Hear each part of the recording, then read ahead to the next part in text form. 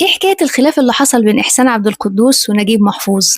سنة 56 وعلى صفحات مجلة روز اليوسف، إحسان عبد القدوس بيكتب مقال بيتكلم فيه عن خيانة الأمانة، وده ردا على نجيب محفوظ اللي قال إن بطلة أنا حرة هي إحسان عبد القدوس.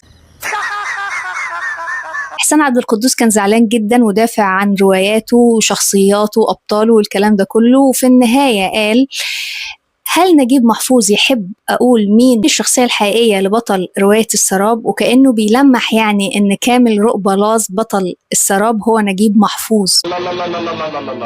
طبعا خلاف طريف جدا، وهم اتصالحوا بعد كده. قولوا لي انتوا بتحبوا إحسان عبد القدوس ولا نجيب محفوظ أكتر؟ أنا من تيم نجيب محفوظ للأمانة، وشخصية كامل رؤبلاز دي من الشخصيات يعني إيه الخالدة بتاريخ روايات إحسان عبد القدوس في رأيي. ده رأيي الشخصي.